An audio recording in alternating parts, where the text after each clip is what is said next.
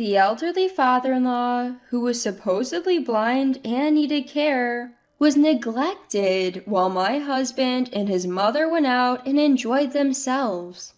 They left me to care for him while they did as they pleased. One day, the supposedly blind father-in-law suddenly stood up. What happened to him? Would I be able to confront my husband and his mother about their behavior? My name's Annie. I'm 33 years old. I want to share a real experience from my life. I was born as the only girl among 3 siblings. I grew up being adored by my dad. Despite his objections, I married my current husband at the age of 30. I moved from the West Coast to the East Coast, into my husband's family home, with my crying dad and laughing mom waving us off. Dad didn't approve of the marriage because of living with the in-laws and the need to care for my father-in-law. Mom always said to follow my heart no matter what. But Dad didn't think too highly of my mother-in-law or my husband. I loved my husband, and he was initially kind, so I persuaded my parents and we got married. Now, there's no trace of that initial kindness in him. The power dynamics in the house favored by my mother-in-law and husband over my father-in-law. He was diagnosed as blind a few years ago, and now mostly stays home. Originally, they had several caregivers and aides, but after I married, my mother-in-law and husband, claiming it was too expensive, dismissed them all without consulting anyone. My father-in-law wished to keep at least one male caregiver he was familiar with.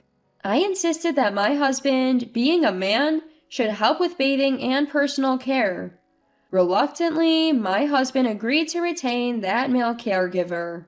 This caregiver had been assisting the family even before my father-in-law's blindness. I'm responsible for the mornings, evenings, and 1 full day a week when the caregiver isn't present. My husband and his mother began treating me like a substitute caregiver. Even though I work full-time remotely for a company, they expect me to be available all the time. When I raised my concerns, they retorted, "Why do you think we allowed you, with your caregiving license, to marry into this family? Just manage that baggage quietly." They referred to my father-in-law as baggage. It's ironic because most of their expenses are covered by my father-in-law's wealth. Yet my mother-in-law's treatment of him is atrocious. And my husband, speaking of his own father, has even said, "If only he'd pass away sooner, we'd get the inheritance." Even though I wanted to divorce my husband, I couldn't bear the thought of my father-in-law being mistreated in my absence. I felt too sorry for him to leave. On their days off, my mother-in-law and my husband would leave me to care for father-in-law and go out, enjoying themselves and shopping carelessly. Originally, father-in-law was a significant landowner. He owned several properties, which brought in a steady passive income. The management was handled by hired professionals. I only managed the payments. But mother-in-law and my husband would siphon off that money from the bank account and used it as they pleased. When I talked to father-in-law about this, he said, "I see. My wife and son only see me as a cash cow. I'm sorry for burdening you with my care." He apologized to me. Please don't apologize. Using my caregiver's license is what I desire. My work is home-based, and helping you, father-in-law, isn't a problem. Taking care of father-in-law wasn't burdensome. My issue was with mother-in-law and my husband, who neither did housework nor worked, yet acted all high and mighty. My resentment towards the do-nothing duo grew stronger. Then one day, mother-in-law and my husband said they were going to the Caribbean. "We'll be gone for 2 to 3 weeks. Don't do anything unnecessary." Wait, 2 to 3 weeks? "We're leaving you here for your caregiving, so just do your job." That's why they were packing their bags so happily and excitedly a week in advance. When my husband and mother-in-law left the house, I took a moment to relax. To my surprise, father-in-law started changing into a suit on his own. I was taken aback and stared in shock. Come on, dear, let's go. What? In his suit, he stood before me, and it was clear from his eyes that he wasn't blind. Father-in-law, can you see? Not perfectly. Blindness can't be cured completely. Saying this, father-in-law handed me a business card indicating where he wanted to go. 3 weeks later, an oblivious husband and mother-in-law returned, relaxed from their trip. Fun times always end too soon. We're back to reality in the blink of an eye. Do we have to face this gloomy face again? Next time, let's go to the Maldives. The moment they returned, they began complaining about father-in-law and me. 10 minutes after their return, the doorbell rang. I answered through the monitor. When I went to the front door, 2 men in suits stood there. Wait, I recognize one of them. Mother-in-law and my husband looked puzzled. Oh, it's James's lawyer. What brings you here? As the two wondered, father-in-law walked into the living room. He guided the lawyers to a chair and sat down himself. Did he just walk and sit down by himself? You two, sit here. Not understanding, but reluctantly, they sat down and looked at the lawyer quietly. I was called over by my father-in-law and took a seat next to him. Today, I've set up this meeting for 3 reasons. The first one is about your husband's affair. As he said this, my father-in-law pulled out a photograph from an envelope. In it, there was my husband, my mother-in-law, and a woman I didn't recognize. The intimacy captured in the photo clearly showed that something was going on. Who's this woman? Neither my husband nor my mother-in-law said a word in response. More photos came out of the envelope. There were several showing my husband with his arm around the woman, clearly enjoying her company, and others of them entering a hotel. The photos were taken at different times and places. I've known about your husband's infidelity since he married you. He didn't just go to the Caribbean with the 2 of you, did he? He was with her too. With all this evidence of his cheating, there's no denying it. Why? How did you? It seems my husband believed he had gotten away with it.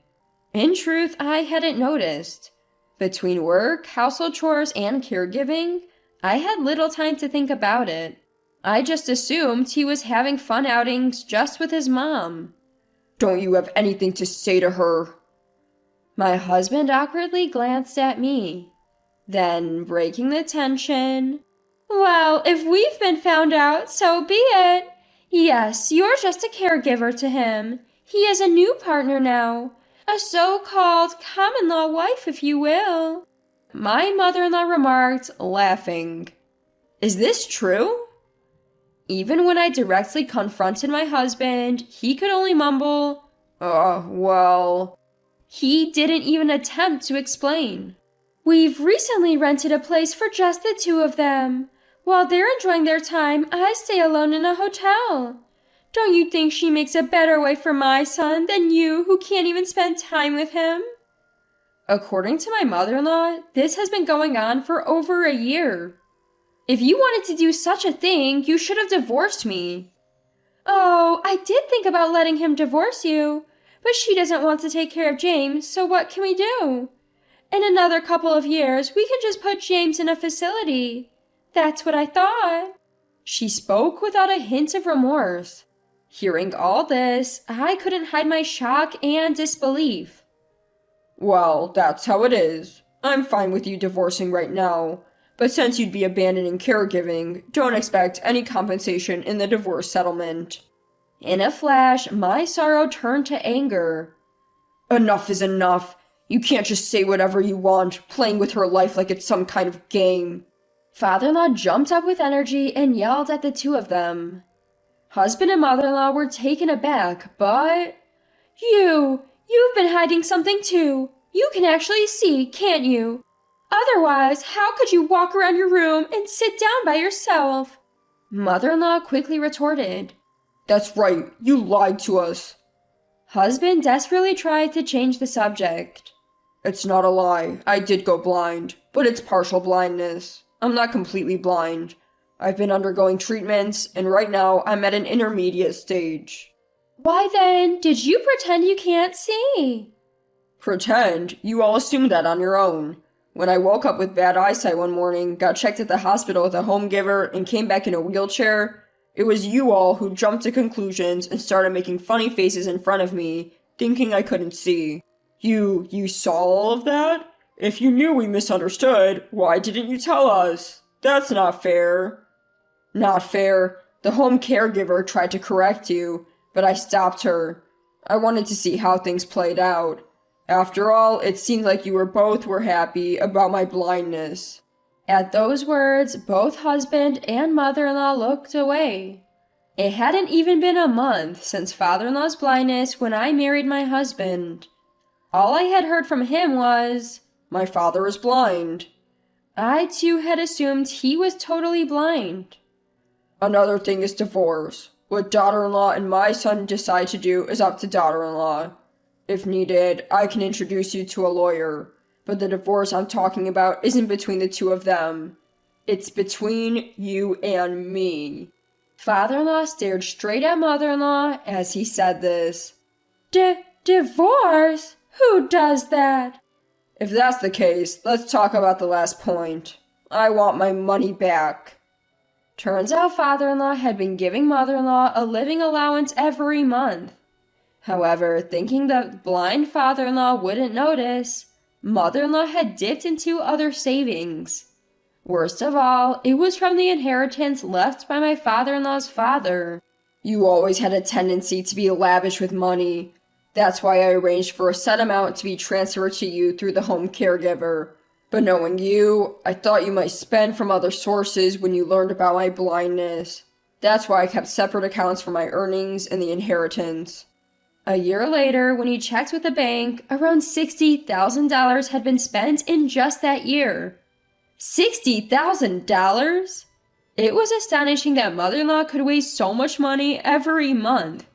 If I had that kind of money in a year, I wouldn't even know what to buy. But for mother-in-law with her spending habits, it seems like pocket change. I can't possibly pay that back. Plus, it's my money too, right? Whether it's an inheritance or whatever, I can use it as I please. You don't understand inheritance law? Even if we divorce, that inheritance won't go to you. If you can repay that money all at once, I'll let you stay and not proceed with the divorce. But if you can't, consider that $60,000 as property division and quietly agree to a divorce. The real estate owned by father-in-law also originally came from his father's inheritance, so his wife, mother-in-law, couldn't claim it in a property division. But... Dad, I realize now how wrong I've been all this time. I want to change. Can you please forgive me for everything? The husband clung desperately to his father's feet.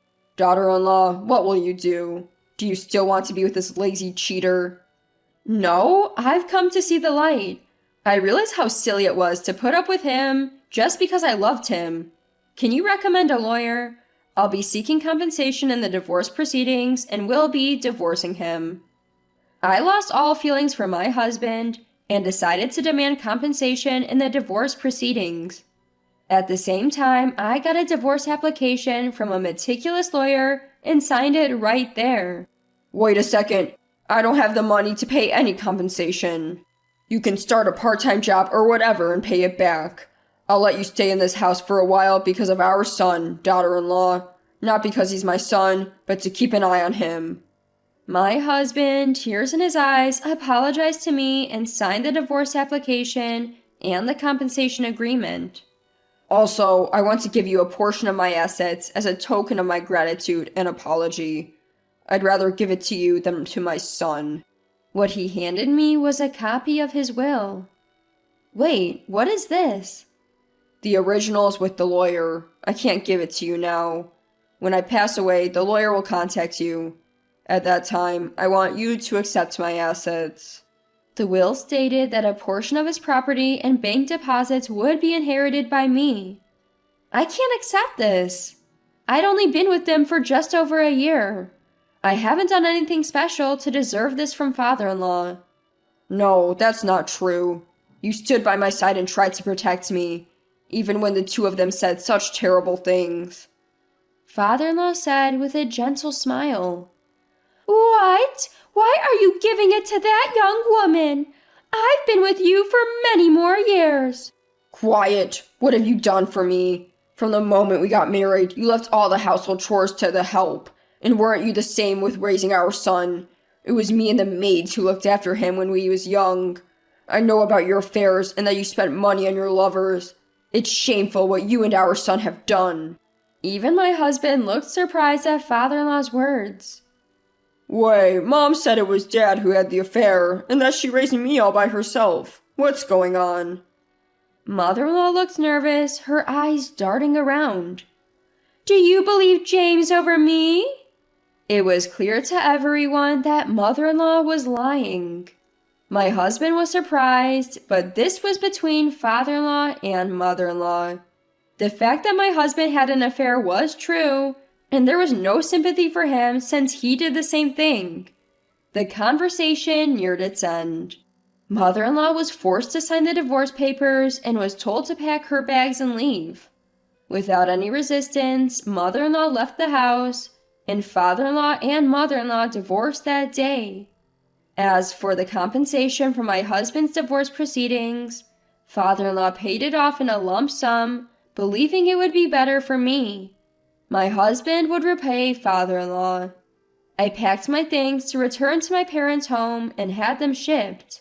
In this big house, thanks to father-in-law, my husband lived on the second floor and was restricted to certain areas so we didn't cross paths. I managed to avoid them for a whole month. Everything was settled, and on the moving day, the intercom rang, and to my surprise, my parents were on the screen. When I went to the front door, my father was already crying, and my mother was smiling. It seems that father-in-law had generously covered the travel expenses and arranged for everything. Although I had only told my parents that I'm getting a divorce, they already knew about the challenging year I had faced. Turns out my father had received a call from father-in-law about 6 months after my wedding. Father-in-law, being honest about the situation, had said, I'll take responsibility and discipline him. I'd like you to wait a little longer before coming to get her. After hearing everything, from mother-in-law to husband to father-in-law, my father understood that simply telling me to come back wouldn't convince me. It would be hard for anyone to accept infidelity claims about someone they love, especially without evidence or valid reasons. So he decided to trust father-in-law's judgment. Since then, 2 years have passed, and it seems the husband has been repaying father-in-law little by little.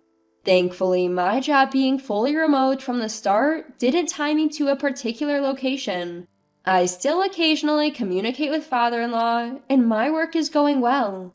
Although I worried I might become wary of love, that's not the case. I already have a boyfriend, and I'm living a relaxed and happy life with my family.